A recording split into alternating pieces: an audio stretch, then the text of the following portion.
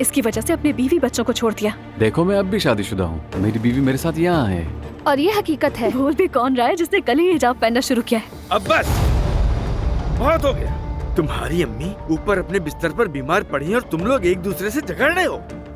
इस घर में कुछ भी ऐसा नहीं होगा जिससे उसे तकलीफ पहुंचे। मेरी बात कान खोलकर सुन लो तुम सब। अस्तगफिरुल्लाह।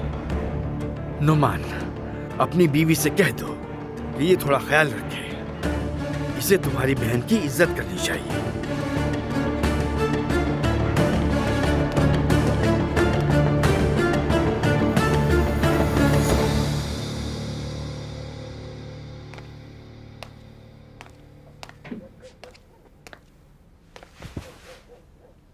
नायला, एक बात मुझे परेशान कर रही है। कौन सी बात मुस्तफा?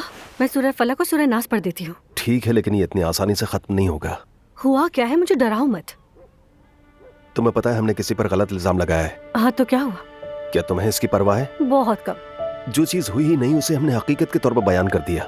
मुस्तफा, इस सब के पीछे हमारा क्या मकसद था तुम जानते हो अच्छी तरह से। लेकिन फिर भी नायला, क्या तुम्हें खुदा का कोई खौफ नहीं? शैतान से निजात पाने के लिए तुम्हें खेल के कवानीन के मुताबिक खेलना पड़ेगा। अगर तुम हमेशा ही ईमानदार रहे तो शैतान से कभी निजात नहीं पा सकोगे। ठीक है, लेकिन मुझे अलिफ की इतनी परवाह नहीं जितनी अपने गुनाह की। खुदा इसका हिसाब जरूर लेगा। हमने थोड़ी सी मुदाखलत की है, बस इस तरह सोचो।